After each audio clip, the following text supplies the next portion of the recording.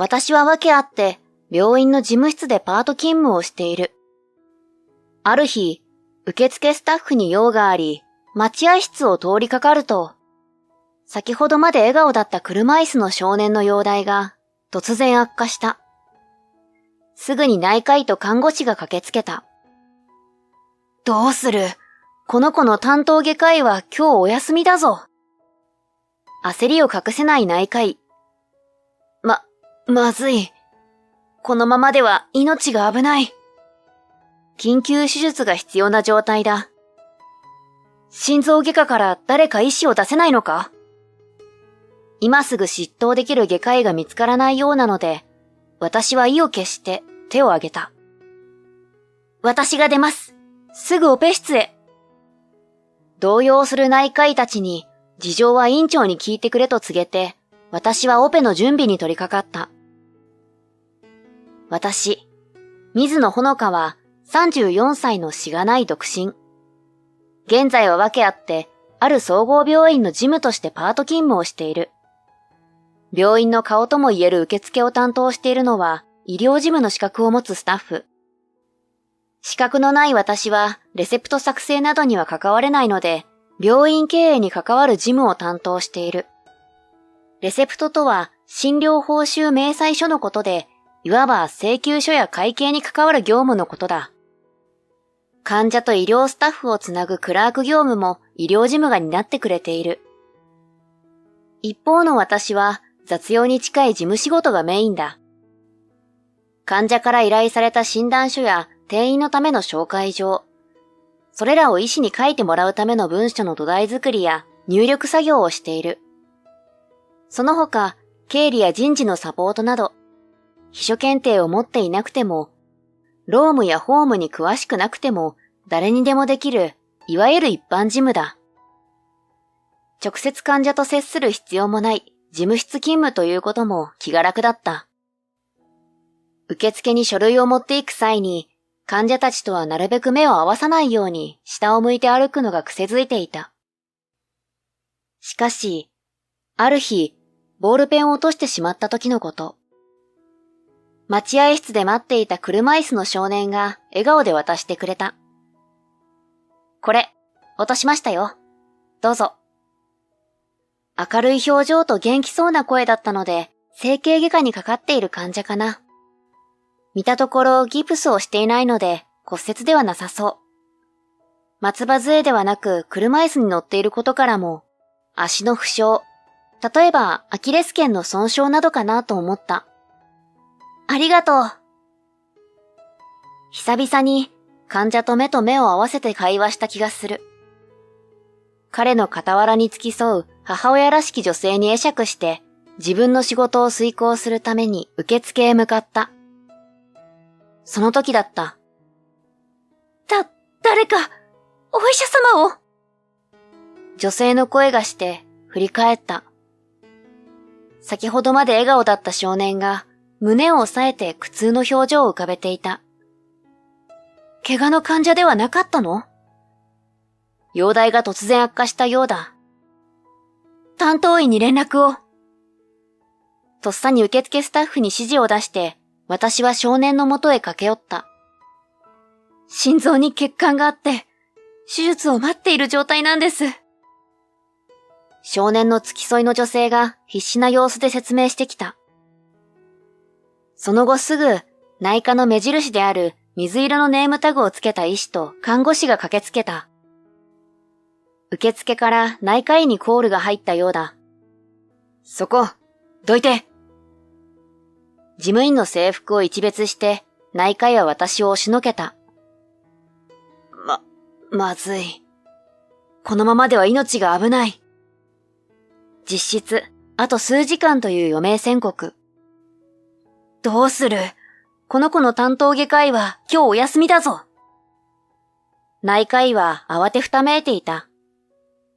一緒に駆けつけた看護師から少年の名前を聞き出した。良平？一瞬、胸がチクッと痛んだ。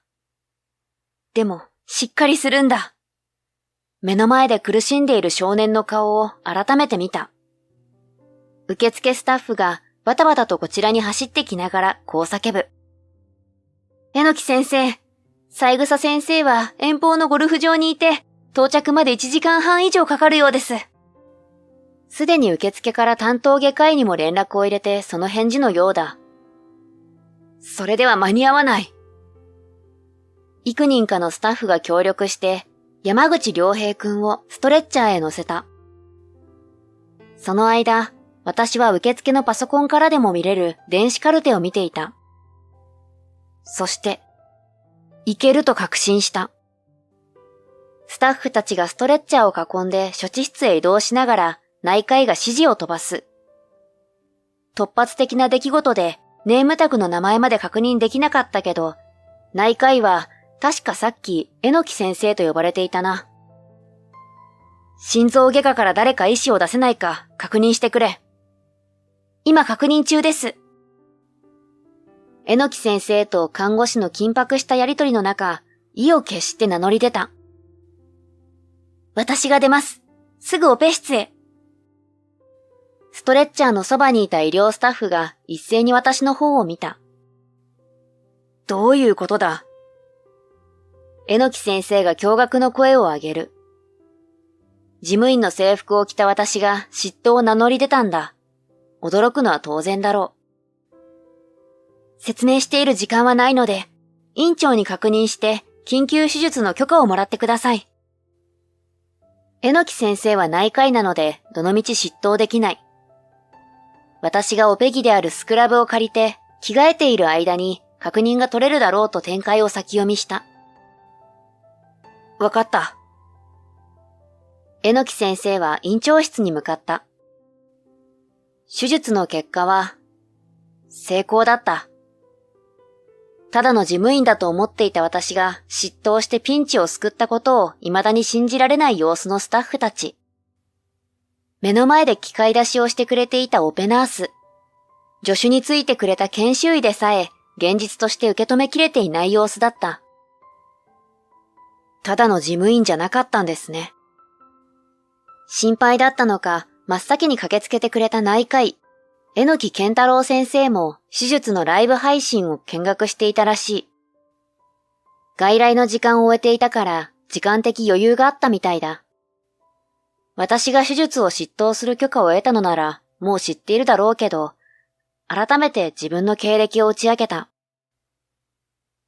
実は私はここの病院に来るまでは心臓外科医として働いていた。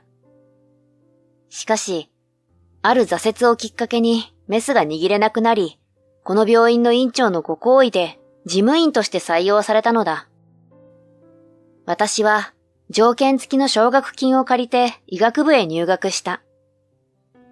無事に医師免許を取得した際には、僻地など奨学金制度を運営している団体が指定する場所で10年間働くことが条件だった。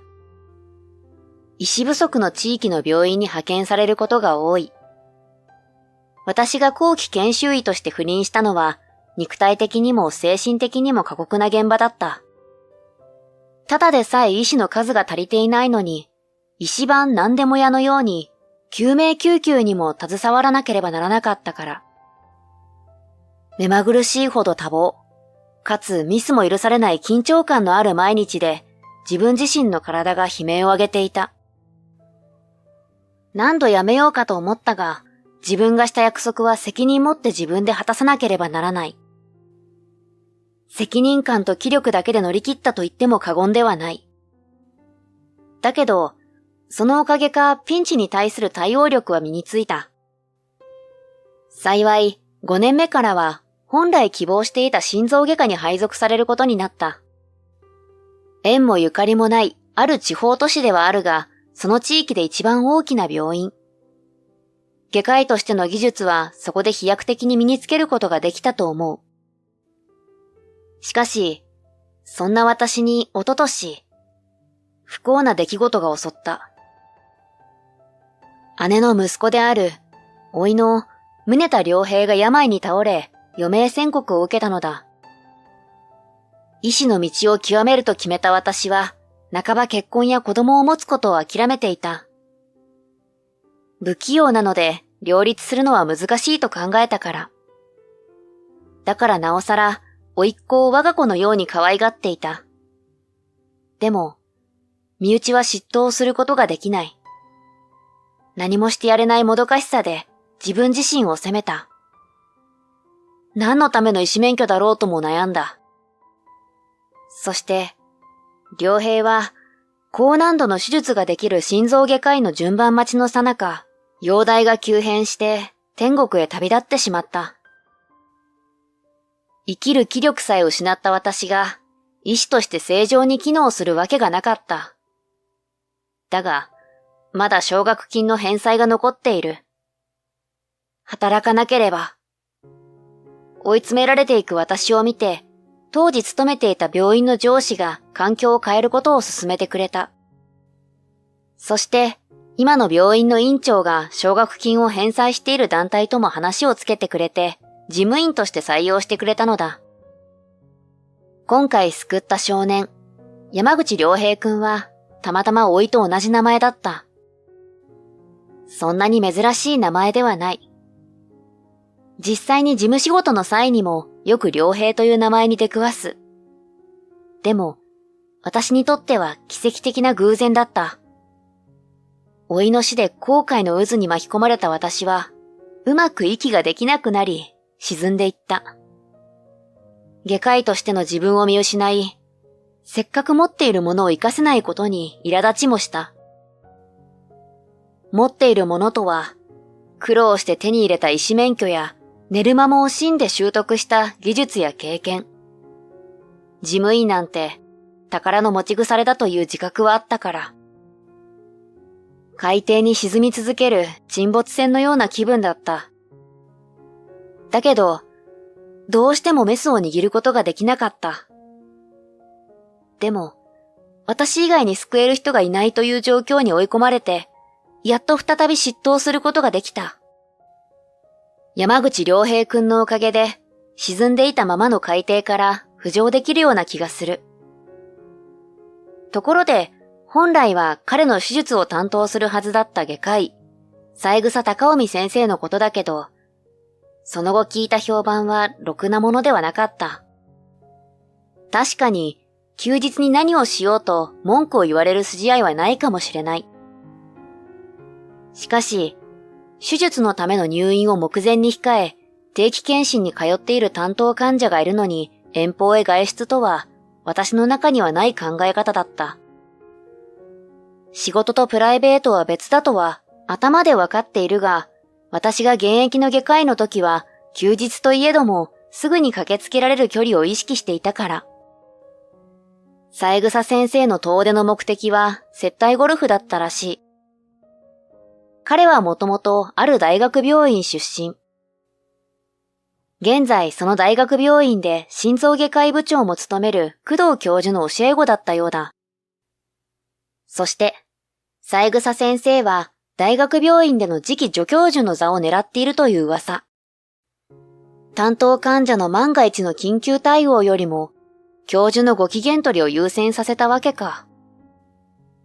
なぜ弟子的存在の三枝先生を直属の部下としてではなく、この総合病院に勤めさせているかというのは、医学界の役員選挙に関係がある。うちの病院の心臓外科部長も医学界の役員選挙の候補者だ。工藤教授は、名誉と権威ある座を争うライバル医師のもとへ弟子をスパイとして送り込んでいる。というわけらしい。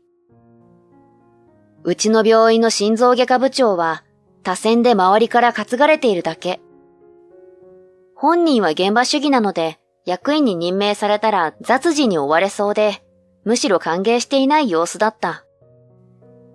実際、今日も医学会関連の急な呼び出しがあり、医局に不在だった。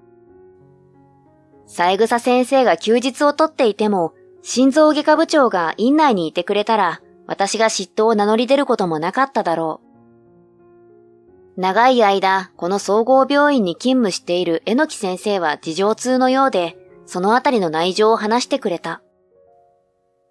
三枝先生を操っているのは、工藤教授だったんですね。驚愕の事実を明かされ、呆然とする私。だって、三枝先生が太鼓持ちをしている工藤教授というのは、甥いの良平を手術してくれる予定だった心臓外科医だから。工藤教授は分刻みで手術のスケジュールが埋まっていると聞いていたが、かなりの豪遊を重ねているらしい。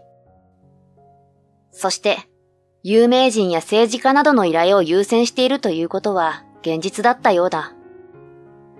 俺の師匠は有名人や政治家などの VIP から引く手あまただからな。一般の患者よりも優先するのは当然だろう。三枝先生が自慢げにペラペラと語っていた、と榎木先生から聞いた。医師として自慢でも何でもない、恥ずべき姿勢なのに。事実であってほしくないと思う行為だけど、仮にそういう裏取引のようなものがあったとしよう。本当に患者に対して先民意識があるならば、優劣をつけていることを表に出すべきではない。その見境さえ判断できないのは、クズ医師としか言いようがない。三枝先生や工藤教授の医師倫理に反する考え方に怒りが湧いてきたが、それを咎める権利は、残念ながら私にはない。なぜなら、一度医師の道から逃げようとメスを置いたのだから。それに、かつて甥いの手術を工藤教授が担当してくれると聞いたとき、私はもろ手を挙げて喜んだ。当時、僻地や田舎の病院で医師としてのキャリアをスタートさせたばかりで、周りを見る余裕もなかった。医師というものは私利私欲を捨て、患者のために尽くす存在だと盲信していた。全員が辛い病気や怪我から救うことに使命感を持って働いているものと思い込んでいた。例外がいるという考えに及ばず、医師会の中枢の事情などにも疎かった自分の情報弱者ぶりを責めるしかない。工藤教授の論文を拝見して、こんな高名な教授が手術してくれるのなら、甥いも安心だ、と信じて疑わなかった自分も悪い。でも、未だにそんな医師だとは思っておらず、最後まで病院関係者すべてに感謝していた姉夫婦には黙っておこう。後日、甥いの三回忌が行われた。やっと少しずつ笑顔を見せてくれるようになった姉夫婦。短い人生だったけど、良平は幸せだったと思いたい。姉の言葉を聞いてみんなで涙を流した。あのね、良平の日記読んでくれる？姉から一冊のノートを渡された。良平が天国へ旅立ってしまった直後から今まで、彼に関する情報のすべてをシャットアウトしてきた。辛すぎて、ありし日の思い出を語るなんてこと、まだまだ無理だったから。三回忌という節目を迎え、私もやっと決心がついた。いつまでもおばの心の中から存在を消されてしまっていたら、良平本人が悲しむだろう。覚悟を決めて読ませてもらったけど、涙が止まらなかった。これ。6ページ目に釘付けになった。ほのかちゃんは僕の自慢のおばさんだ。お医者さんでかっこいい。僕も病気が治ったら、たくさん勉強を頑張ってお医者さんになりたい。良平から直接言われたことのない言葉が日記に綴られていた。私をかっこいいと思ってくれていたなんて。また医師として歩む勇気が湧いてきた。良平もこう言っているから、また頑張ってみようかな。姉の目を見てつぶやくと、安心したように柔らかな笑顔でうなずいてくれた。自分のお腹を痛めた子を亡くした姉と、私が全く同じ喪失感を味わったなんておこがましいことは言えない。だけど、似た悲しみを共有した者同士、姉妹以上の絆が強まった。それから2ヶ月後、私は白衣を着て早足で院内を歩いている。水野先生。看護師に呼ばれて病室に駆けつけ、患者の診察をする。幸い、患者さんはすぐに落ち着いたので一安心。あの日、山口良平くんの緊急手術の報告を受けた心臓外科部長の推薦で、医師として心臓外科に所属することが決まった。心臓外科部長は医師会の役員選挙を辞退した。生涯現役でいたいからな。もちろん、年取って腕が落ちたと感じたら後輩の指導に回るが。ブランクもあって心配だったけど、尊敬できる上司が身近にいることで、私も安心して復帰することができた。三枝先生はスパイの役目を終えて、心置きなく工藤教授の直属の部下に戻っていった。だから、心臓外科の人員が一席空いたということも好機となった。三枝先生がいなくなって、医局の雰囲気が良くなったらしい。私は歓迎してくれた皆さんに甘えることなく、外科医の道を邁進していきたいと思っている。今度は、どんな挫折があってもへこたれない。もう二度と事務員の制服を着ることはないだろう。そして、予想外の出来事がもう一つ。ピンチの時、誠実な対応をしてくれた内科医の榎木先生とは、プライベートでも親密になっていった。仕事と奨学金の返済に追われて恋愛する余裕などなかった。その後、良平のこともあり、自分の家族を持つことを諦めていた私には希望の光だった。